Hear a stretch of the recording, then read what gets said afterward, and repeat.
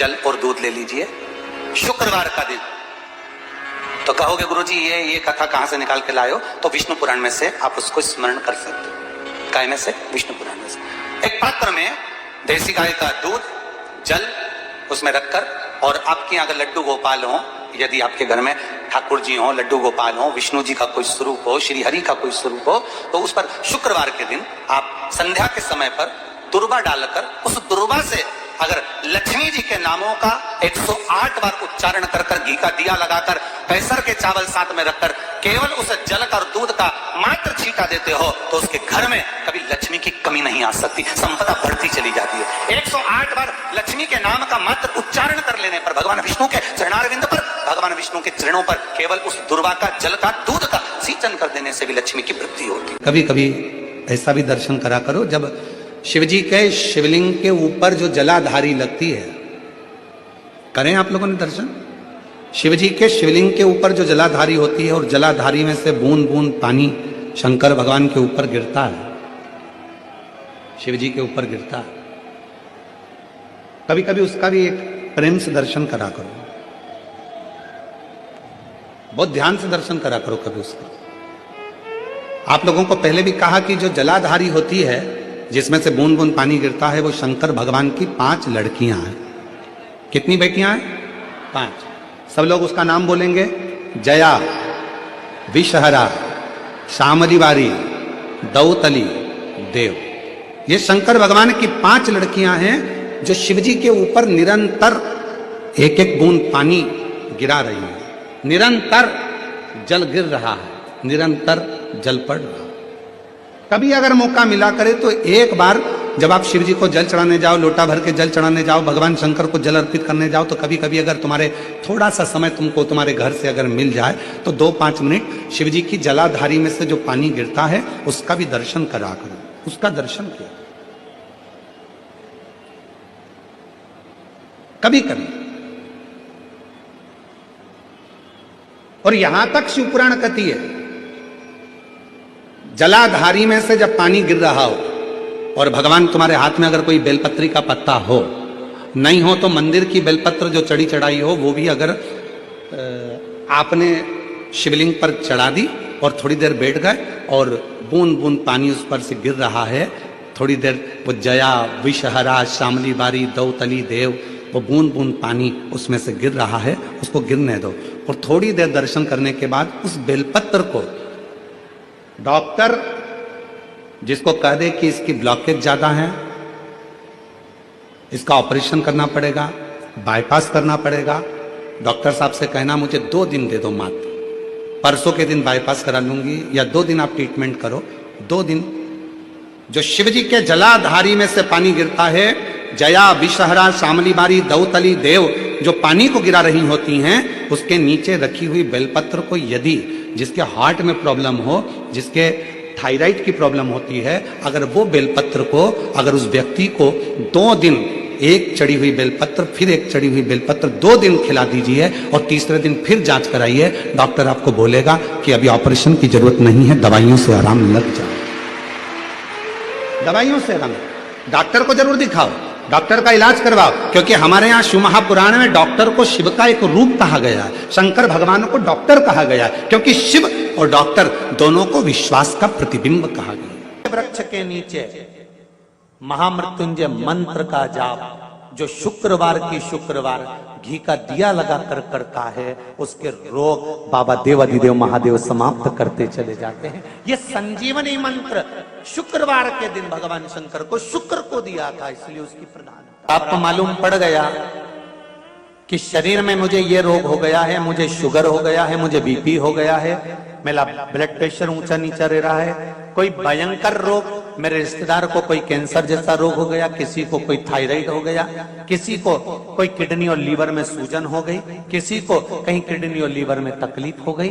तो शिव महापुराण की कथा कहती है, नवग्रह शिव महापुराण की कथा कहती है कि बेलपत्री के वृक्ष के नीचे महामृत्युंजय मंत्र का जाप जो शुक्रवार की शुक्रवार घी का दिया लगा कर करता है, उसके रोग बाबा देवाधिदेव महादेव समाप्त करते चले जाते हैं। ये संजीवनी मंत्र शुक्रवार के दिन भगवान शंकर को शुक्र को दिया था, इसलिए शिव उनके मंदिर में आने वाले को तुरंत दे देता। जल चढ़ाने वाले को 3 चीजें तुरंत मिल जाती। आप नहीं भी मांगे, आप यदि नहीं भी मांगेंगे तो भी वो 3 चीजें मिल जाती। पहले नंबर पर है शांति, दूसरे नंबर पर है दिशा और तीसरे नंबर पर है सफलता।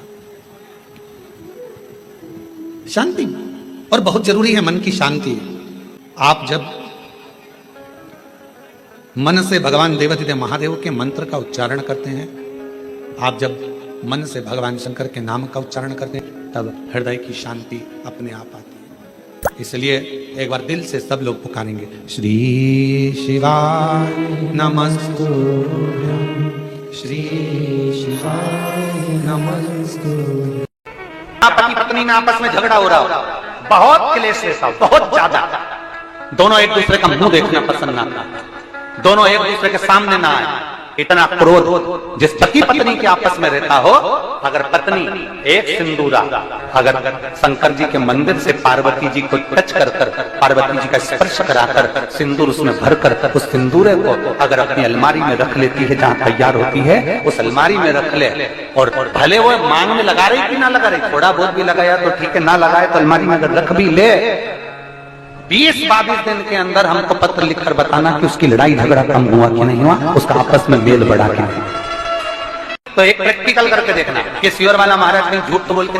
सारे ज्योतिर्लिंगों में आप जाकर दर्शन करेंगे तो गोल जलाधारी मिलेगी और उत्तर की ओर उसका जल जाते हुए आप दर्शन करेंगे, ठीक है। एक जलाधारी जो गोल होती है, एक जलाधारी जो गोल है और जिसके चरण उत्तर की ओर गए हुए हैं, उसका जब हम दर्शन करते हैं तो वो मां जगज्जननी पार्वती जी का हस्तकमल शिवलिंग विराजित है। एक जलाधारी होती है चौकोर। काशी गए हो आप लोग?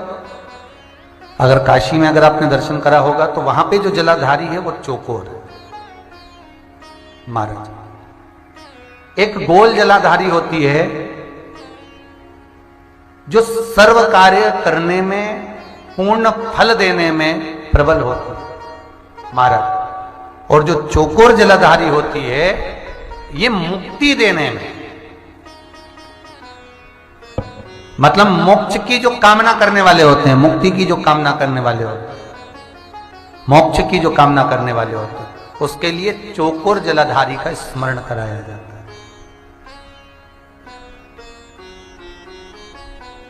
चौकोर जलाधारी। एक जलाधारी होती है त्रिगुणाकार, अर्थात ट्रेंगल, त्रिगुणाकार।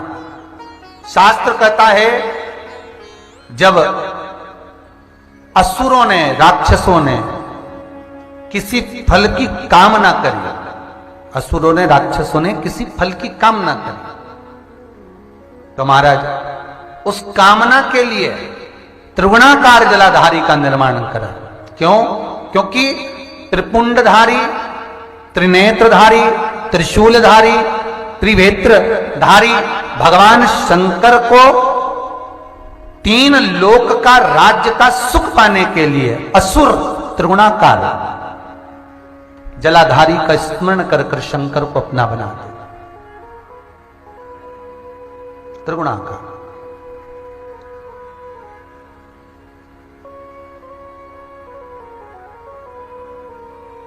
एक प्रसंग बड़ा सुंदर सा है स्कंद पुराण का कि भगवान शंकर पर जो जल चढ़ता है वो उत्तर दिशा की ओर क्यों जाना चाहिए, ठीक है। और पूजन करने वाले व्यक्ति को महाराज दक्षिण में बैठकर उत्तर की ओर मुख कर कर शंकर का अनुमोदन क्यों करना चाहिए, ठीक है। जब हम शिव जी की अर्चना करते हैं तो हमारा मुख कहां ज्यादा होना चाहिए? उत्तर की ओर, ठीक है। दक्षिण में, दक्षिण की ओर से हम बैठे हैं, जहां भगवान का जल जा रहा है महाराज उस ओर देखते हुए, अर्थात उत्तर की ओर हमारा मुख होकर हम भगवान के शंकर की आराधना करें। जैसे पूर्व अभिमुख होकर शिव की जो आराधना करी जाती है वो एक श्रेष्ठता का फल देते हैं, फल देगी, मना नहीं है। पश्चिम की ओर मुख कर कर जो शंकर की आराधना करी जाती है उसका फल मिलेगा, मना नहीं है। पर दक्षिण में बैठकर उत्तर की ओर मुख कर कर जब हम शंकर की आराधना करते हैं, उसका जो फल होता है वो शीघ्र प्राप्त होता है। पर ज्यादातर लोग कैसे करते हैं? आप लोगों ने भी तो करा होगा, बोलो जरा जम के। कहां बैठते हो? महाराज जी उत्तर की ओर तो जलाधारी का मुख है, ऐसे एक सहज भाव।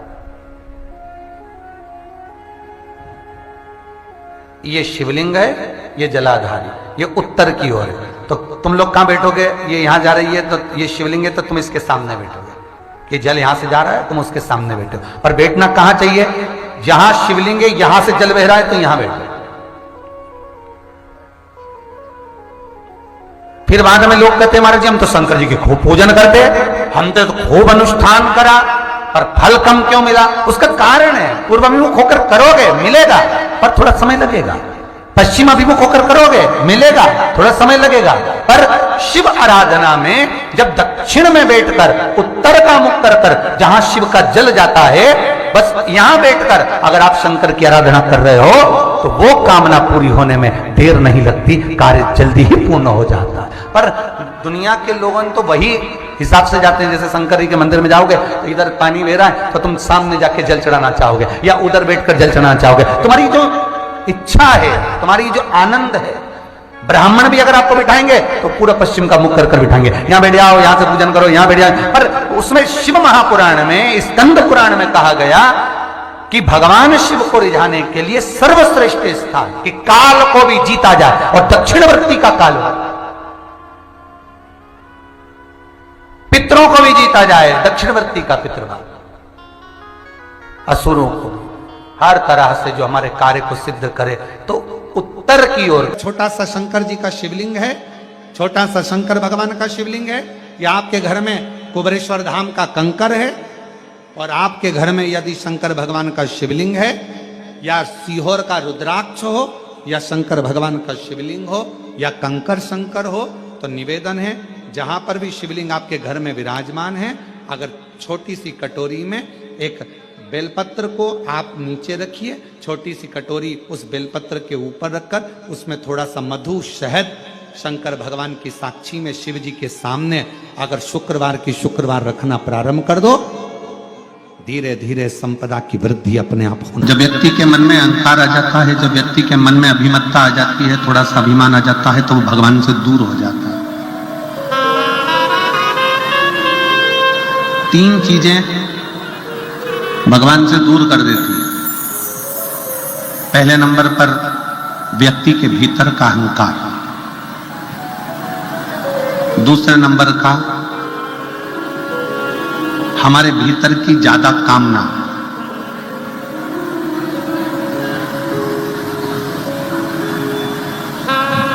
और तीसरे नंबर पर लोभ।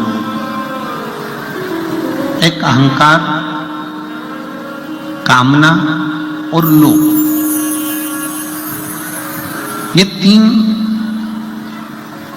ऐसी है कि जो हमें परमात्मा से दूर कर देती है। जैसे जैसे भीतर अहंकार आता चले जाता है, अभिमान बढ़ता चले जाता है, अभिमत्ता आती चली जाती है, वैसे वैसे परमात्मा दूर होते चले जाता है। भीतर काम जाग जाता है, कामनाएं बढ़ती चली जाती है, भगवान मुझे ये दे देना, भगवान मुझे वो दे देना, भगवान मुझे ये प्रदान कर देना। और मान लो भगवान ने यदि तुमको वो नहीं दिया तो तुम्हारे भीतर निराशा उत्पन्न हो जाती है और तुम भगवान से दूर हो जाते हो।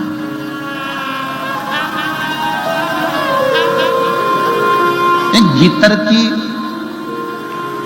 ज्यादा कामना भी परमात्मा से दूर कर देती है। एक हमारे भीतर का लोभ,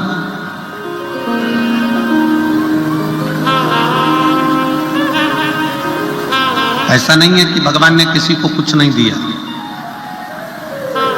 शिव महापुराण की कथा कहती है, भगवान शंकर का चरित्र कथा है, शिव महापुराण की कथा कहती है कि पृथ्वी पर जब मनुष्य जन्म लेता है, पृथ्वी पर जब मानव जन्म ले रहा होता है, तब मेरे विश्वनाथ उसके ललाट पर ये लिखकर भेज देते हैं कि कि तू जितनी मेहनत करेगा उतना तुझे फल प्राप्त होता चले जाएगा। तू जितनी मेहनत कर,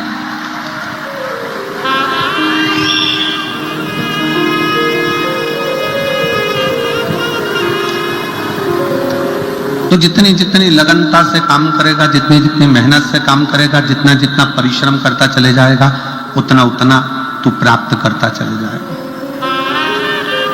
कथा कहती है कमाई करो तन से और भजन करो मन से। कमाई तन से करिए। अगर कमाई करना है तो तन से करो, खूब अच्छे से। इस शरीर के द्वारा जितना कमा सकते हो, इस शरीर के द्वारा जितना ला सकते हो लेकर आओ, जितना कमा सकते हो उतना कमाओ, जितना कर्म करना हो उतना करो। कमाई तन से करो और खूब करो, और इस कमाई को मन तक लेकर मत जाओ। 5 स्थान शिव जी को चढ़े हुए जल को लगाने का। पहला स्थान बोलिए, जम के बोलो जरा, नेत्र। दूसरा स्थान कर्ण। तीसरा स्थान मस्तिष्क। चौथा स्थान कंठ। और 5वां स्थान अपना हृदय। मात्र ये 5 स्थान शिव जी के चढ़े हुए जल को आप अगर लगा लेते हो तो तुम्हारे ऊपर किसी ग्रह, चाहे शनि हो, चाहे राहु हो, चाहे केतु हो, चाहे मंगल हो, कोई ग्रह आप पर भारी नहीं रह सकता। ये 5 स्थान मेरे देवाधिदेव महादेव की अविरल भक्ति के लिए, निर्मल शुद्धि के लिए है। नेत्रों पर जल लगाने से मतलब है कि जब भी मैं दर्शन करूं तो मेरे देवाधिदेव महादेव का करूं, शिव जी।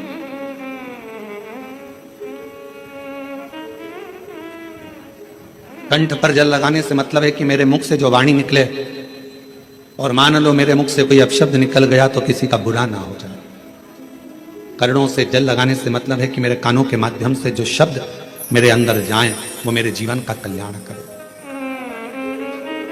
मस्तिष्क पर जल लगाने से मतलब है कि मेरे भगवान के चरण का जल, उनकी रज मेरे सिर पर चढ़ी रहे और मेरे जीवन में कभी अहंकार ना आए।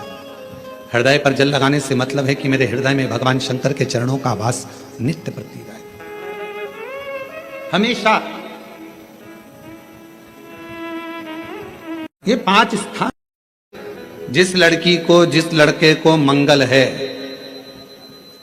और ब्राह्मण देवता ने यदि आपको कहा कि इनको मंगल है, इसकी शादी में देरी हो रही है, मंगल के कारण अगर शादी रुक रही है, देरी हो रही है, विवाह में देरी हो रही है, तो उस बेटी और बेटे को 3 महीना लगातार शिवजी पे चढ़े हुए जल को इन 5 स्थान पर लगाना प्रारंभ कर दे। 3 महीने के बाद वो खुद कहेगा कि हाँ, हमारा संबंध जम गया, हमें मंगल से कोई दोष नहीं लगा। स्वयं शिव कृपा करते हैं। जी हम शंकर जी को क्या चढ़ाएं? हमने कहा जल चढ़ाओ, तो क्या जल लेने के लिए घर जाना पड़ता है? तो फिर हमारे पास तो वो भी लेने के लिए घर पर से हमारे पास पात्र नहीं, हम क्या करें? हमने कहा शंकर के मंदिर चली जा, 3 बार ताली बजा दे। उसने कहा ताली भी नहीं बजाए तो हमने कहा मुख से बम बम बोले बोल दे, उतना ही बोल। वो भी ना बने तो मुस्कुराकर शिव को निहार, मुस्कुराकर शंकर को निहार। अब हमारी आदत क्या हो गई? मार्केट में सीताफल बिक रहा है, मार्केट में गन्ना बिक रहा है, मार्केट में बहुत सारी पूजन की सामग्री बिक रही है। हमारे मन में आया, हमने किसी को खरीदते हुए देखा था सीताफल, मतलब लक्ष्मी जी को सीताफल भी चढ़ाना चाहिए। हमने उसको खरीदते हुए गन्ना देखा, मतलब गन्ना भी चढ़ाना चाहिए। लक्ष्मी जी को मैंने खरीदते हुए ये देखा, मतलब ये भी चढ़ाना चाहिए। लक्ष्मी जी को मैंने चढ़ाते हुए लोगों से सोने के सिक्के देखे, मतलब ये भी चढ़ाना चाहिए। मैंने लक्ष्मी जी को चढ़ाते हुए चांदी के सिक्के देखे, मतलब ये भी चढ़ाना चाहिए। मैंने लक्ष्मी जी को चढ़ाने के लिए ये देखा, वो भी चढ़ाना चाहिए। घर में सामर्थ्यता नहीं है और कर जाकर कर तुम सामान लेकर माता लक्ष्मी को चढ़ाओ, लक्ष्मी जी कभी प्रसन्न नहीं होगी। लक्ष्मी कहती है कि तेरे दिल से तू मुझे जैसा रिझा सकता है वैसे रिझाना। अगर तू केवल दीप लगा देगा ना, उतने में मैं भी खुश हो जाऊंगी और तेरा भंडार भर कर चली जाऊंगी। बहन भाई को तिलक करती है, माथे पर तिलक लगाने के बाद में चावल लगाती कि नहीं लगाती? बोलो, जम के बोलो जरा। लगाती है? बोलते जाओ जरा। लगाती है, ठीक है। मंदिर में आप पूजन कर रहे हो, घर में कोई अनुष्ठान कर रहे हो, पंडित जी तुम्हारे मस्तक पर तिलक करते हैं तो चावल लगाते कि नहीं लगाते? बोलो बोलो, जम के बोलो। लगाते हैं। तुम्हारे घर में शादी ब्याह होता है, तो तिलक करा जाता है तो चावल लगाया जाता कि नहीं लगाया जाता? लगाया जाता। सब समय पर चावल, मस्तक पर कंकु का तिलक, चंदन का तिलक, जो भी तिलक तुम्हारे मस्तक पर लगा है, कोई अगर लगाएगा शुभ कार्य में तो चावल जरूर लगाएगा। बस एक कार्य ऐसा होता है जिस समय पर मस्तक पर तिलक करा जाता है पर चावल नहीं लगाया जाता। एक समय ऐसा होता है जिस समय तिलक करा जाता है पर चावल नहीं लगाया जाता।